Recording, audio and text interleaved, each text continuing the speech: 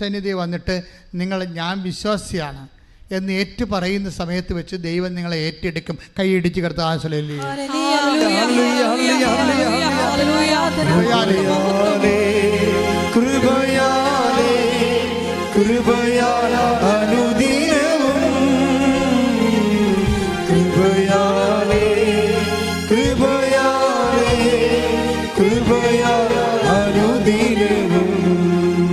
പരിശുദ്ധ പരമദിവ്യകാരുണ്യത്തിന് അപ്പോൾ അതിലൊരു ദൈവസ്നേഹമുണ്ട്. നമ്മൾ കർത്താവിന് വേണ്ടി എന്തെങ്കിലും ഒരു ക്ലേശം, ഒരു ആക്ഷേപം, അപമാനം ഏറ്റെടുക്കുമ്പോഴേ എന്താ സംഭവിക്കണത്? നമുക്ക് വേണ്ടി അപമാനം ഏറ്റെടുക്കുന്നവൻ്റെ കൂടെ നമ്മൾ അവനോട് കൂടെ നമ്മൾ ഐക്യ രൂപപ്പെടുകയാണ് ചെയ്യണത്. കർത്താവിന് വേണ്ടി ഒരു ഈശ്വരനെ ഇപ്പം നിങ്ങൾ തന്നെ ഇവിടെ വന്നിരിക്കുന്നത് എങ്ങനെയാണ്? ആരെങ്കിലും പത്രം തന്നു കാണും, അതാണ് സംഭവം. അപ്പോഴവർ നാനോ മണോ നോക്കാതെ കർത്താവിൻ്റെ വേല ചെയ്തപ്പോഴാണ് നിങ്ങൾക്കത് കിട്ടിയതും നിങ്ങളിവിടെ വന്നതും.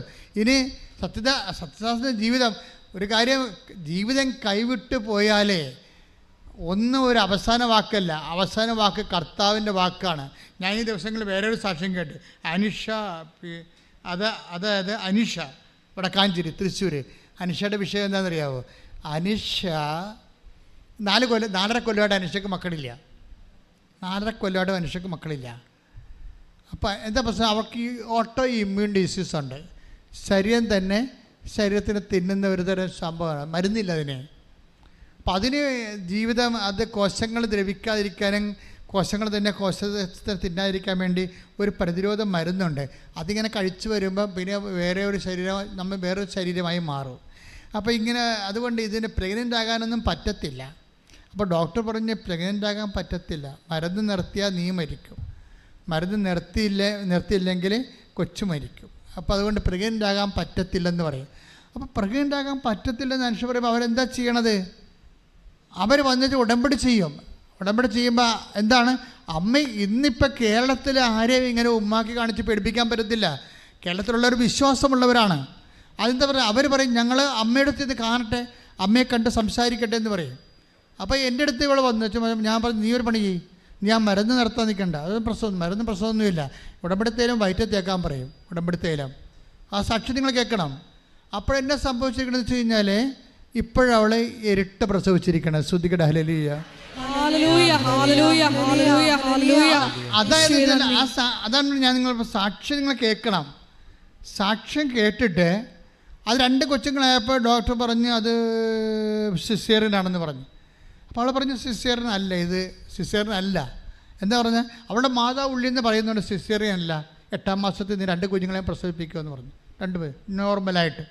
ഈ മനുഷ്യന്മാരുടെ വിശ്വാസം പഴയ കാലത്തിനേക്കാൾ ശരിക്കും കൂടിയുണ്ട്. ഉടമ്പടിയുടെ ഒരു കാലം വന്നപ്പോൾ ഇന്ന് നമ്മൾ ഓരോ സബ്ജക്റ്റ് വൈസ് വിശ്വാസം പ്രയോഗിക്കുകയല്ലേ ആൾക്കാർ. അതിന് കറസ്പോണ്ടിങ് വേർഡ് ഓഫ് ഗോഡ് ആ വിഷയത്തിൽ ഉള്ള എന്താണെന്ന് നോക്കിയിട്ട് അത് ചെലുത്തുകയാണ്. അപ്പോൾ വിശ്വാസം പ്രയോഗിക്കുന്നൊരു കാലമാണിത്. ഇപ്പം നമ്മളെപ്പോഴും നമ്മൾ ശ്രദ്ധിക്കണത് എന്താണ്? ഉടമ്പടിയുടെ മെയിൻ സംഭവം എന്താണ്? പ്രസൻസ് അല്ലേ, ദൈവത്തിൻ്റെ സാന്നിധ്യമല്ലേ. അപ്പോൾ ദൈവത്തിൻ്റെ സാന്നിധ്യം എങ്ങനെയാണ് കിട്ടണത്? നമുക്ക് ദൈവത്തിൻ്റെ സാന്നിധ്യം കിട്ടുന്നത് സൽപ്രവർത്തികളിലൂടെയാണ്. നീ സൽപ്രവൃത്തി ചെയ്യുമ്പോൾ ഓട്ടോമാറ്റിക്കായിട്ട് ദൈവത്തിൻ്റെ സാന്നിധ്യം എന്താ? തോബിത്ത് എന്താ പറയണത്? 12:12 ശ്രദ്ധിക്കട്ടെ. ഹല്ലേലൂയ 12:13 തോബിത്ത് 12:13 ഭക്ഷണമേശയിൽ നിന്ന് എഴുന്നേറ്റ് ചെന്ന് പറഞ്ഞേ. ഭക്ഷണമേശയിൽ നിന്ന് എഴുന്നേറ്റ് ചെന്ന് മൃതദേഹം സംസ്കരിക്കാൻ മടിക്കാതിരുന്ന നിന്റെ സത്പ്രവൃത്തി എനിക്ക് അജ്ഞാതമായിരുന്നില്ല. ഞാൻ നിന്നോടൊപ്പം ഉണ്ടായിരുന്നു.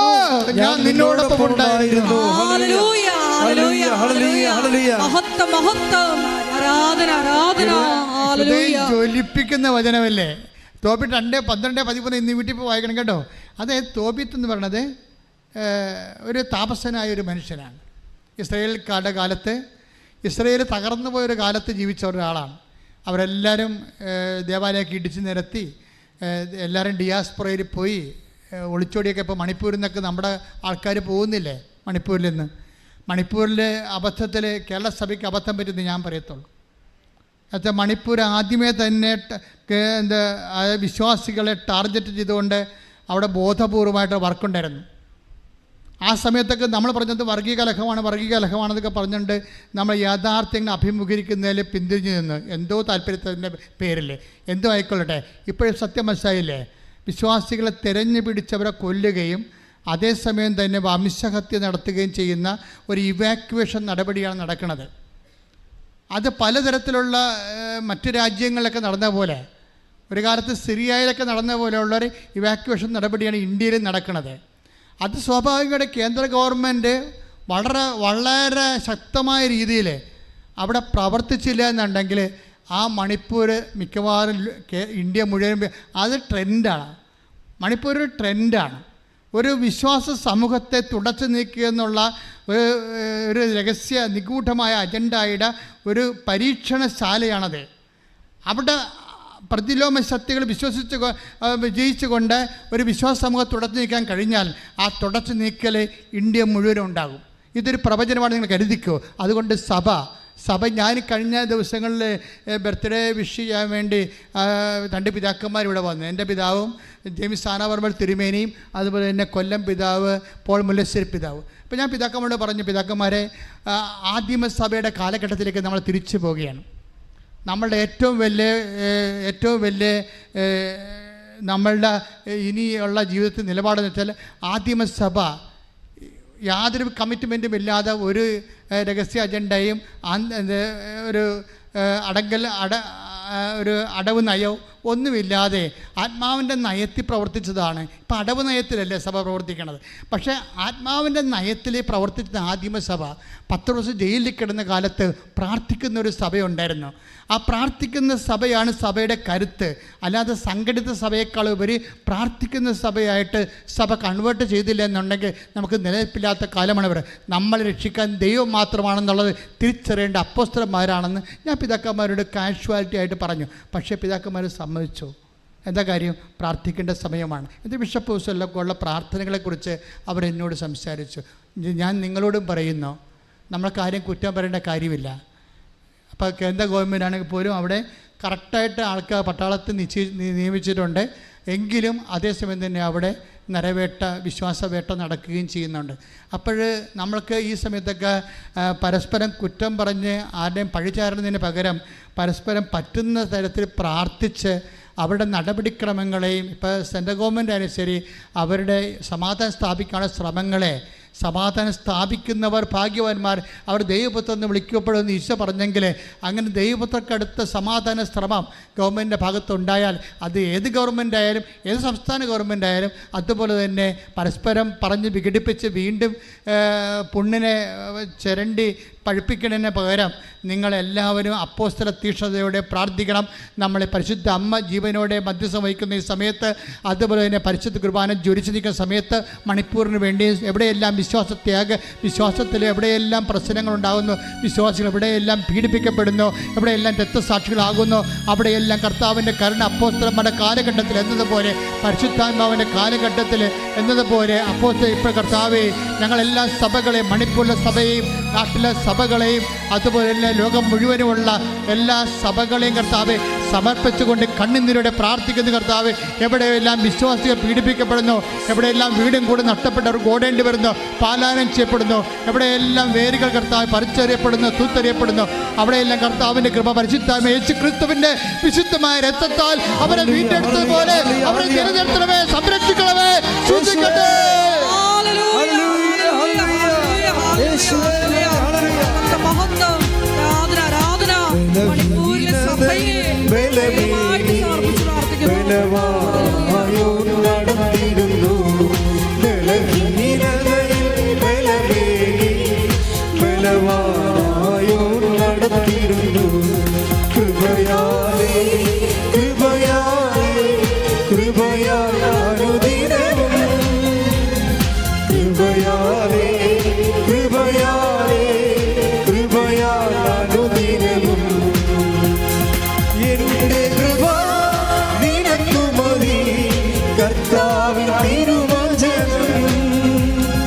എന്റെ കൃപ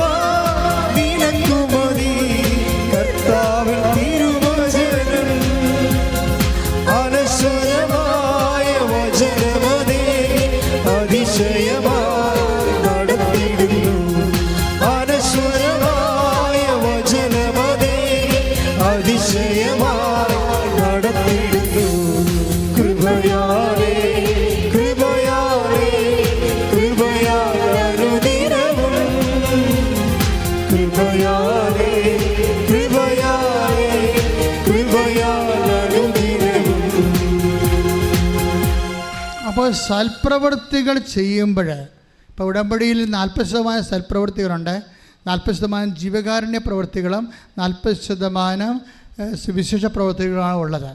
ഇതാണ് ഉടമ്പടി പറയുന്ന സൽപ്രവൃത്തികൾ. എന്താണ് നമ്മൾ തോബിത്ത് 12:14-13 വായിച്ചത്? നിൻ്റെ സൽപ്രവൃത്തികൾ എനിക്ക് അജ്ഞാതമായിരുന്നില്ല. മനസ്സിലായില്ലേ? അപ്പോഴേ തോബിത്ത് എന്താ ചെയ്തത്? ഒരു പെന്തക്കോസ്താ തിരുനാൾ ദിവസമാണ്. വിഭവസമർത്ഥമായ മേശ, ആ ഭക്ഷണം കൊണ്ട് മേശ നിറഞ്ഞിരിക്കുക. അപ്പോൾ ഉച്ചക്ക് ഊണ് കഴിക്കാൻ വന്നപ്പോൾ കൊച്ചു തോബിയോട് പറഞ്ഞു, നമ്മുടെ ആൾക്കാർ വല്ലതും ഉണ്ടെങ്കിൽ നീ വിളിച്ചോണ്ട് വാ, അവർ വരുന്നിടത്തോളം കാലം ഞാൻ ഭക്ഷണം കഴിക്കാതിരിക്കാം. മനസ്സിലായില്ലേ? കണ്ടില്ലേ? യേശുക്രിസ്തുവിന് മുമ്പുള്ള നല്ല മനുഷ്യരെക്കുറിച്ച് കണ്ടില്ലേ? തോബി, ദൈവത്തെ അറിയുന്ന മക്കൾ. പെന്തക്കോസ്താ ദിവസമാണ്, യഹൂദൻ്റെ ഏറ്റവും ശക്തമായ ആഘോഷ ദിവസമാണ്. അപ്പോൾ വിഭവസമർത്ഥമായ ഭക്ഷണം കൊണ്ട് മേശ നിറഞ്ഞിരിക്കുമ്പോൾ തോബിത്ത് ഉച്ചക്ക് ഭക്ഷണം കഴിക്കാൻ വരുമ്പോൾ മകനോട് പറയും, ഞാൻ ഭക്ഷണം കഴിക്കുന്ന മുമ്പ് നമ്മുടെ കൂട്ടത്തിൽ ആരെങ്കിലും പട്ടണങ്ങളിൽ അരഞ്ഞു നടക്കുന്നുണ്ടെങ്കിൽ അവരെ വിളിച്ചോണ്ട് വാ, അവർ വരുന്നവരെ ഞാൻ ഭക്ഷണം കഴിക്കാതിരിക്കാം. ഓ, എന്തൊരു മനസ്സാണ്, എന്തൊരു സഹോദര സ്നേഹമാണ്. അപ്പോൾ ഉടനെ അവൻ പോയിട്ട് പെട്ടെന്ന് പട്ടണത്തിൽ പോയി നോക്കിയിട്ട് പോയി അണച്ച് പെട്ടെന്ന് വരും. എന്താ പറയും, ഒരു മൃഗത്തെ നമ്മുടെ കൂട്ടത്തിൽ ഒരാളെ കൊന്നിട്ടിരിക്കണം അവിടെ. അയ്യോ എന്ന് പറയുമ്പോൾ അപ്പോഴ് ഞാൻ ഭക്ഷണം തൊട്ട് നോക്കുക പോലും ചെയ്യാതെ അങ്ങോട്ട് ഓടിയെന്നാണ് ഉച്ചക്ക്. പിന്നെ ആ ആളെ സാപത്തല്ലേ, മറവ് ചെയ്യാൻ പറ്റത്തില്ല. സൂര്യൻ അസ്തമിക്കത്തോളം കാലം ആ ജഡം മറച്ച് വെച്ചിട്ട് അവിടെ കുത്തിയിരുന്നു. അവിടെയാണ് പ്രശ്നം. അപ്പോൾ സൽപ്രവൃത്തിയാണ്.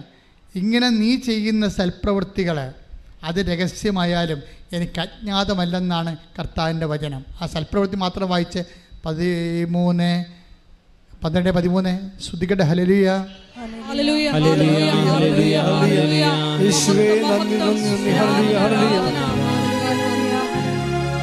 ഭക്ഷണമേശയിൽ നിന്ന് എഴുന്നേറ്റ് ചെന്ന് മൃതദേഹം സംസ്കരിക്കാൻ മടിക്കാതിരുന്ന നിന്റെ സൽപ്രവൃത്തി എനിക്ക് അജ്ഞാതമായിരുന്നില്ല, ഞാൻ നിന്നോടൊപ്പം ഉണ്ടായിരുന്നു.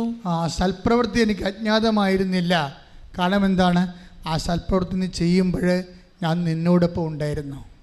ഞാൻ നിങ്ങളോട് പറയത്തില്ലേ, നിങ്ങൾ രോഗികളെ പോയി കാണണം, ആശുപത്രിയിൽ പോയി കാണണമെന്നൊക്കെ.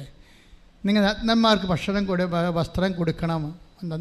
ഞാൻ നഗ്നനായിരുന്നു, നിങ്ങളെന്നെ ഉടുപ്പിച്ചു, എനിക്ക് നിങ്ങൾക്ക് ഭക്ഷണം തന്നെന്നൊക്കെ പറയുമ്പോൾ നിങ്ങൾ ഭക്ഷണം ഉണ്ടാക്കി എന്തുമാത്രം ആൾക്കാരാണ് ഇന്ന് പാപ്പടർ കൊടുക്കുന്നത്. പക്ഷേ ഓർക്കുക, അത് ഉടമ്പടി പ്രകാരം കൊടുക്കുമ്പോൾ ഉടമ്പടിയുടെ ഒരു ചിറ്റവൃത്തിയായിട്ട് നിങ്ങൾ കണക്കാക്കരുത്. മറിച്ചെന്താണ്? ആ സമയത്തെല്ലാം ദൈവത്തിൻ്റെ സാന്നിധ്യം ഉണ്ടാകും. ഉടമ്പടി ലക്ഷ്യം വെക്കുന്ന ദൈവത്തിൻ്റെ സാന്നിധ്യമാണ്. അത് നമുക്ക് സമർത്ഥമായി ലഭിക്കുന്ന സൽപ്രവർത്തികളിലൂടെയാണ്. കൈയടിച്ച് കർത്താവ് ഉടമ്പടി എടുത്തിട്ടുള്ള ഞങ്ങൾക്ക് പുത്തൻ പ്രേക്ഷിത ചൈതന്യം നൽകി ആരുടെ പ്രവർത്തികൾ ചെയ്യാനുള്ള വലിയ അഭിഷേകം ഈ ആരാധനയിലൂടെ പ്രദാനം ചെയ്യണമേ. ഹല്ലേലൂയ.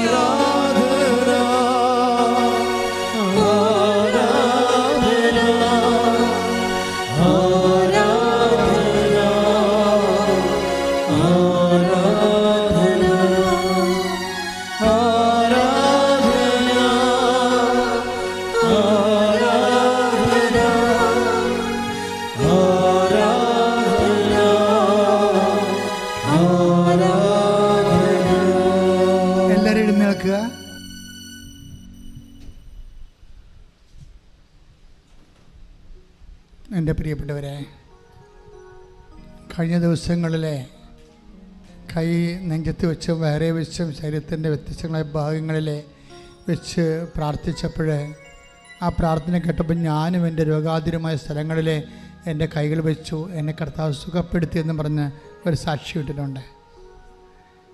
അപ്പോൾ ഇതെല്ലാം ദൈവം പൂർണ്ണമായിട്ട് അംഗീകരിക്കുകയാണ്. നമ്മൾക്ക് തന്ന വെളിപാടനുസരിച്ച് നമ്മളിപ്പോൾ രോഗസൗഖ്യ പ്രാർത്ഥന സമയമാണ്.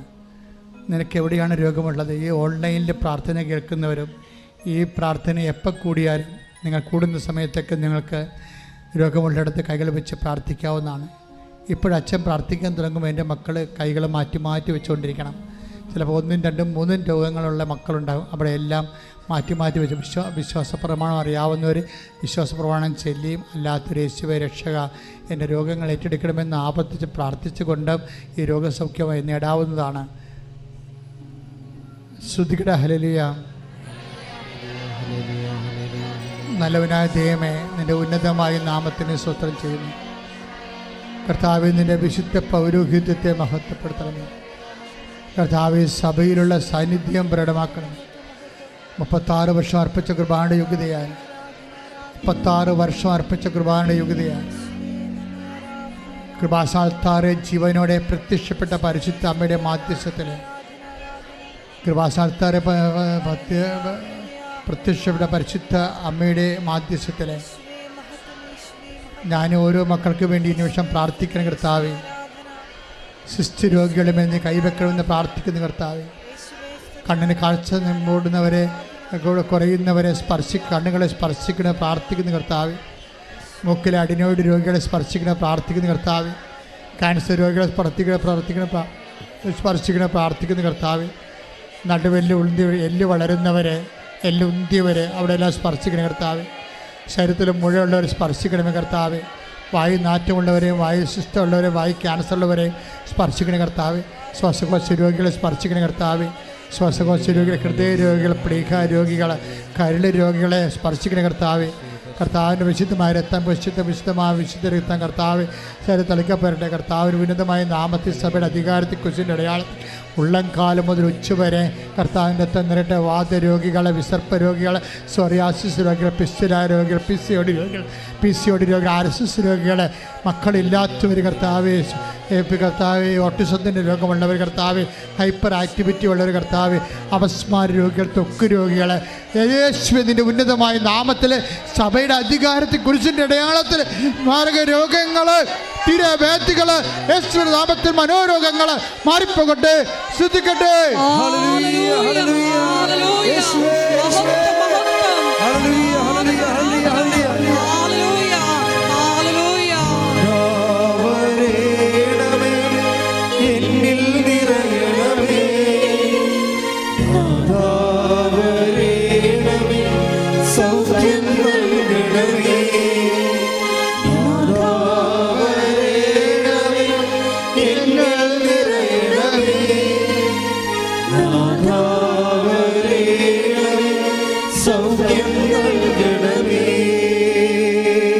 എൻ്റെ പ്രിയപ്പെട്ടവരെ, മക്കളില്ലാത്തവരെ, വിവാഹം ഒത്തുവരാത്തവരെ, സ്ഥലം വിൽക്കാൻ പറ്റാത്തവരെ, ജപ്തി നടപടിയെ നേരിടുന്നവരെ, ജീവിത പങ്കാളിയെ കാണാത്തവരെ, ചിലരൊക്കെ ഈ ദിവസങ്ങളിൽ പറഞ്ഞായിരുന്നു ഭർത്താവ് കാണാനില്ലെന്ന് പറഞ്ഞ്. അതുപോലെ തന്നെ അകന്ന് താമസിക്കുന്ന ദമ്പതികൾ, ഇപ്പോൾ കേസ് പറഞ്ഞുകൊണ്ടിരിക്കുന്ന ദമ്പതികൾ, എല്ലാവരെയും സമർപ്പിച്ചുകൊണ്ട് പ്രാർത്ഥിക്കുന്ന, കൈകാലുകൾ കൊച്ചി പിടിക്കുന്നവരെ, കൈകാലുകളെ ശോഷിച്ചു പോകുന്നവരെ,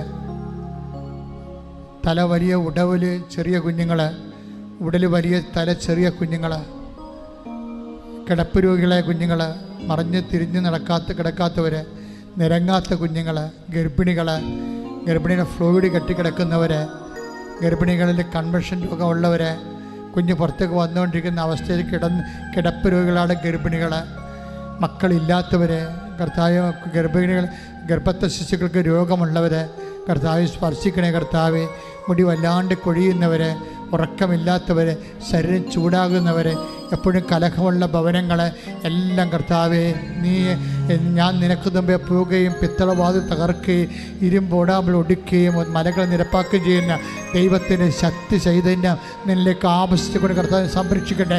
എല്ലാ വിടുത, എല്ലാ സങ്കടങ്ങളും, എല്ലാ വിഷമതകളും, തകർച്ചകളും, തടസ്സങ്ങളും യേശു നാമത്തിൽ നീങ്ങിപ്പോകട്ടെ.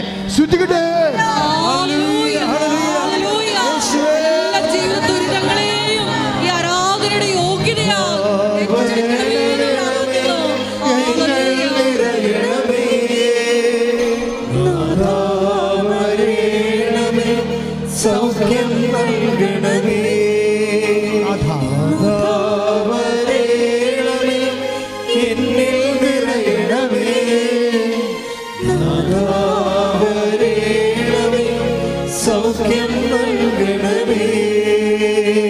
എൻ്റെ പ്രിയപ്പെട്ട ഉദ്യമങ്ങളെ സമർപ്പിച്ച് പ്രാർത്ഥിക്കാം. കൃഷി ഉദ്യമങ്ങൾ, ചിലരുടെ ഏലപ്പാടങ്ങൾ അതുപോലെ നശിച്ചു പോയിട്ടുണ്ട്, അവർ ജപ്തിയായി പോയിട്ടുണ്ട്. ചിലർ റബ്ബർ തോട്ടങ്ങൾ നഷ്ടപ്പെട്ടു പോയിട്ടുണ്ട്. മത്സ്യത്തൊഴിലാളി സഹോദരങ്ങൾ ബോട്ട് കയറ്റി വെച്ചിരിക്കുന്നു, അതിൻ്റെ പേരിൽ ഉണ്ടാകുന്ന പട്ടിണികൾ. അതേസമയം തന്നെ വള്ളംക്കാർ കടലിട്ട് ഇറങ്ങാൻ പോകുന്നു. ഈ ഒരു ചാകര മാത്രമാണ് അവരുടെ ഏക പ്രതീക്ഷ. ഓരോരോ സംരംഭങ്ങളും ഉദ്യമങ്ങളും തുടങ്ങാൻ പോകുന്നവർ വരുമാന മാർഗങ്ങളില്ലാതെ എങ്ങനെ ജീവിക്കുമെന്നറിയാൻ പാടില്ലാതെ ഓരോരോ ഉദ്യമങ്ങൾ ചെയ്യുന്നവർ ഇതെങ്കിലും രക്ഷപ്പെട്ടാൽ മതിയായിരുന്നെന്ന് പറഞ്ഞുകൊണ്ട് ഉള്ളതെല്ലാം ഒരുക്കി വിറ്റും തൂക്കി വിറ്റും പണയം വെച്ചുമൊക്കെ ഓരോ ജോലികൾ ചെയ്യുന്നവർ, പൗൾട്രി ഫാം, പന്നി ഫാം അങ്ങനെയൊക്കെ തുടങ്ങിയിട്ട് ജനങ്ങളതുകൊണ്ട് ചെയ്യിക്കാത്തതിൻ്റെ പേരിൽ ചെയ്യാൻ പറ്റാതെ പലിശ കൂടി വരുന്നവർ, ഇങ്ങനെ പൊറുതിമുട്ടുന്ന മനുഷ്യർ, ഒരു പണിയും ചെയ്യാൻ പറ്റാത്ത രീതിയിൽ പൊറുതിമുട്ടുന്ന മനുഷ്യർ, അതുപോലെ തന്നെ മദ്യപാനത്തെ ആശ്രയിക്കുക കാരണം ഒരു പണിയിലും ലഹരി പദാർത്ഥങ്ങളുടെ ഉപയോഗം കാരണം ഒരു പണിയിലോ പ്രാർത്ഥനയിലോ പഠനങ്ങളിലോ ഒന്നും കോൺസെൻട്രേറ്റ് ചെയ്യാൻ പറ്റാത്ത കുടുംബങ്ങൾ, കുടുംബത്തിൻ്റെ ഭാവി ഇരുണ്ടായിരിക്കുന്ന അവസ്ഥകളുടെ പരിശുദ്ധ അമ്മ പൂർണ്ണമായി ഏറ്റെടുത്തുകൊണ്ട് യേശുവിൻ്റെ നാമത്തിൽ വിടുതൽ പ്രാപിക്കട്ടെ.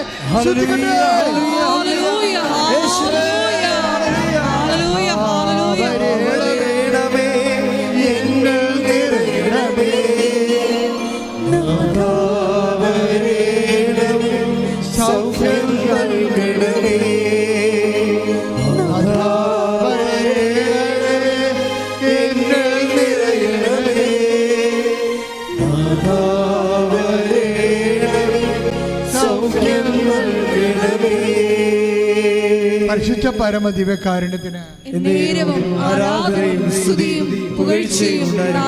എൻ്റെ പ്രിയപ്പെട്ടവരെ, പരീക്ഷ എല്ലാം കഴിഞ്ഞു, റിസൾട്ടെല്ലാം വന്നു, കുഞ്ഞുങ്ങൾ ഉപരിപഠനത്തിന് വേണ്ടി പരക്കം പായുന്നു. ചിലർക്ക് ഉപരിപഠനത്തിന് എന്താണ് പഠിക്കേണ്ടതെന്ന് ഇപ്പോഴും മനസ്സിലാകാത്തവരുണ്ട്. ചിലർ ഓൺലൈനായിട്ട് അപേക്ഷിച്ചിട്ടുള്ളത് തെറ്റിപ്പോയവരുണ്ട്.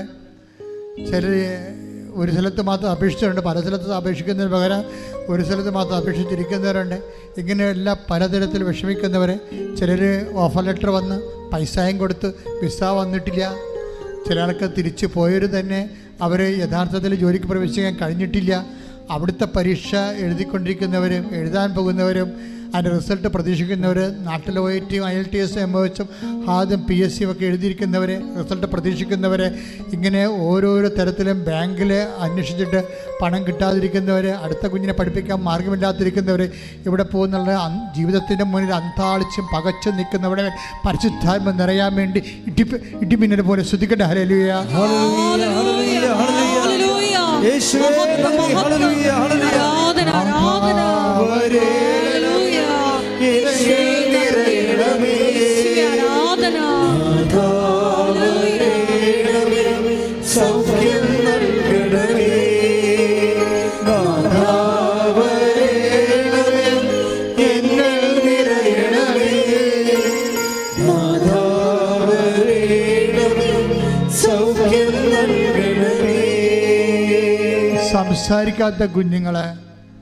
സംസാരിക്കാത്ത കുഞ്ഞുങ്ങൾ, നടക്കാത്ത കുഞ്ഞുങ്ങൾ, സംസാരിക്കാത്ത വ്യക്തികൾ, മുതിർന്ന വ്യക്തികൾ, വിവാഹം ഒത്തുവരാത്തവർ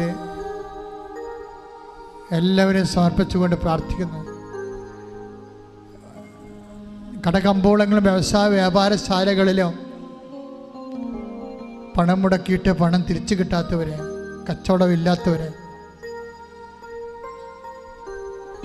കുടുംബ ചെലവ് കഴിയുന്നതിന് പോലും കടം മേടിച്ച് കഴിയുന്നവരുണ്ട്. എല്ലാവരെയും സമർപ്പിച്ച് പ്രാർത്ഥിക്കുന്നു. മക്കൾക്ക് പൈസ അങ്ങോട്ട് അയച്ചു കൊടുക്കുന്ന മാതാപിതാക്കന്മാരുണ്ട്, അവർക്ക് ജോലി ഇതുവരെ കിട്ടാത്തത് കാരണം. എല്ലാവരും സമർപ്പിച്ച് പ്രാർത്ഥിക്കേണ്ട സമയമാണ്. കോടതിയിൽ കേസ് കിടക്കുന്നവരുണ്ട്, കേസിന് പോകുന്നവരുണ്ട്, ഇതുവരെ കേസ് പിടിക്കാത്തവരുണ്ട്, ജഡ്ജ്മെൻറ്റ് പ്രതീക്ഷിക്കുന്നവരുണ്ട്. എല്ലാവരും സമർപ്പിച്ച് പ്രാർത്ഥിക്കുന്നു. ഭാര്യാഭർത്താക്കന്മാരുടെ വീടുകൾ തമ്മിൽ കലഹത്തിലും അകൽച്ചയിലും കഴിയുന്നവരുണ്ട്. മക്കൾ പലതരത്തിലുള്ള സ്വഭാവങ്ങളിലും ശീലങ്ങളിലും ബന്ധനങ്ങളിലും അകപ്പെട്ടുപോയ മക്കളുണ്ട്.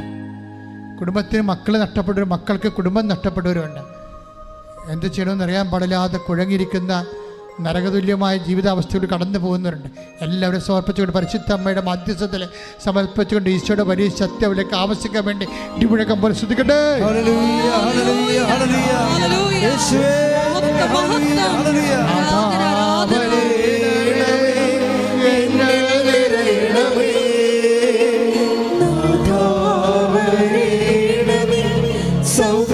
നൽകണമേ. നാഥാ വരേണമേ, എന്നിൽ നിറയണമേ. നാഥാ വരേണമേ, സൗഖ്യം നൽകണമേ. ഭയത്തിലും ഭീതിയിലും കഴിയുന്നവരുണ്ട്. കടൽക്ഷോഭത്തിൻ്റെ കാലമാണ് വരാൻ പോകുന്നത്. കടലരികിൽ സീവാളില്ലാത്ത സ്ഥലത്ത് താമസിക്കുന്ന മക്കളുണ്ട്. അവർ മേലോട്ട് നോക്കുമ്പോൾ അവിടെ ചങ്ക പിടച്ചു പോകും. എപ്പോഴാണ് കടൽ ഞങ്ങളുടെ വീടും കൊണ്ട് പോകണത്, ഞങ്ങളിനി എപ്പോഴാണ് ഈ തീരത്ത് നിന്ന് അസ്തമിച്ച് പോകണമെന്നറിയാതെ നിസ്സഹായം നിൽക്കുന്ന മക്കൾ. മലമ്പ്രദേശങ്ങളിലെല്ലാം താമസിക്കുന്ന മക്കളെ സമയത്ത് പ്രാർത്ഥിക്കണം. കഴിഞ്ഞ കാലങ്ങളിൽ ഉരുൾപൊട്ടിയതിൽ അടുത്ത് താമസിക്കുന്ന മക്കളെ സംബന്ധിച്ച് പ്രാർത്ഥിക്കണം. കഴിഞ്ഞ കാലങ്ങളിൽ പ്രളയം വന്നപ്പോൾ അവിടെ നിന്ന് പോകേണ്ടി വന്ന മക്കളും, എല്ലാ കാലത്തും മഴ വരുമ്പോൾ പ്രളയമായി പോകുന്ന സ്ഥലങ്ങൾ, അതെല്ലാം ശാശ്വതമായി പരിഹരിക്കാൻ ഒരു വഴിയും കാണാതെ ഭരണകൂടം പകച്ചു നിൽക്കുന്ന സമയങ്ങളിൽ ദൈവമേ, അങ്ങയ്ക്ക് മാത്രമേ അങ്ങയുടെ മക്കളെ സംരക്ഷിക്കാൻ കഴിയത്തുള്ളൂ. കർത്താവെ, പ്രളയഭൂമി ജീവിക്കുന്ന, ഉരുൾപൊട്ടുന്ന ഭൂമി ജീവിക്കുന്ന, കടൽ കയറുന്ന ഭൂമി ജീവിക്കുന്ന, പ്രകൃതിയുടെ ദുരന്തങ്ങളെ ജീവിക്കുന്ന മക്കളെ നീ പൂർണ്ണമായി ഏറ്റെടുക്കണമേ. കണ്ണീരോടെ പ്രാർത്ഥിക്കുന്നു. ശ്രുതികട്ടെ.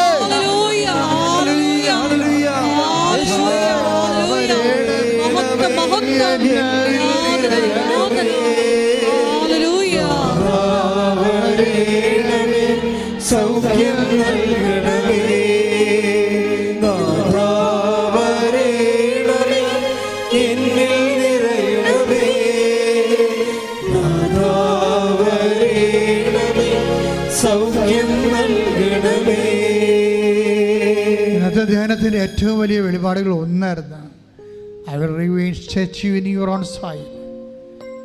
പുറപ്പാടിൻ്റെ എസെക്കിയേൽ 37:14, പുറപ്പാടിൻ്റെ 33:14, നിൻ്റെ മണ്ണിൽ ഞാൻ നിന്നെ നിക്ഷേപിക്കും. അപ്പോൾ ഇന്ന് പരിശുദ്ധാത്മാവ് പറഞ്ഞത്, നിൻ്റെ ജീവിതത്തിന് അനുകൂലമായ ജോലി, നിൻ്റെ ജീവിതം കരുപ്പിടിപ്പിക്കാൻ എസെക്കിയേൽ 37:14 പറഞ്ഞിരിക്കുന്നത് പോലെ നിൻ്റെ ജീവിതം കരുപ്പിടിപ്പിക്കാൻ അനുയോജ്യമായ സ്ഥലത്ത് നിന്നെ ഞാൻ നിർത്തുമെന്ന്. കർത്താവ്, ഈ വാക്കുകളെല്ലാം ഞങ്ങളെ വിശ്വസിക്കുന്നു, ഈ വാഗ്ദാനങ്ങളെല്ലാം ഞങ്ങൾ ഏറ്റെടുക്കുന്നു.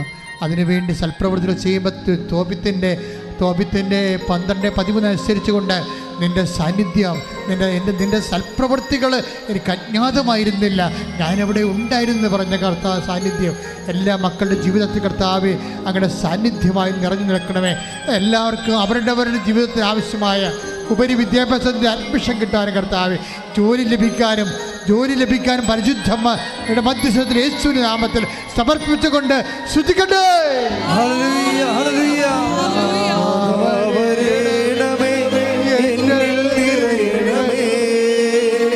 നാഥാ വരേണമേ, സൗഖ്യം നൽകണമേ. നാഥാ വരേണമേ, എന്നിൽ നിറയണമേ. നാഥാ വരേണമേ, സൗഖ്യം നൽകണമേ. നിൽക്കുക മക്കളെ, മൗനമായി. എന്തെങ്കിലും വിഷയം അച്ഛൻ വിട്ടുപോയിട്ടുണ്ടെങ്കിൽ ഇപ്പോഴ് അമ്മ നിങ്ങൾക്ക് വേണ്ടി മധ്യസ്ഥം വയ്ക്കുന്ന സമയത്ത്, ദിവ്യകുമാരൻ്റെ മുന്നിലായിരിക്കുന്ന സമയത്ത് ഇപ്പോഴും ഓർക്കുക, അച്ഛൻ അത് പ്രാർത്ഥിച്ച പോലെ തന്നെ ഇപ്പം നിങ്ങൾക്കും പ്രാർത്ഥിച്ചാൽ ഈശോ നിങ്ങളെ സഹായിക്കുക. എന്തെങ്കിലും അച്ഛൻ വിട്ടുപോയിട്ടുണ്ടെങ്കിൽ, ഏതെങ്കിലും വിഷയം വിട്ടുപോയിട്ടുണ്ടെങ്കിൽ, നിങ്ങളുടെ ഏതെങ്കിലും വിഷയം വിട്ടുപോയിട്ടുണ്ടെങ്കിൽ ഇപ്പോൾ കണ്ണീരോടെ ഓർത്ത് മാതാവിൻ്റെ മധ്യസ്ഥ ഈശോയ്ക്ക് ഏൽപ്പിക്കുക.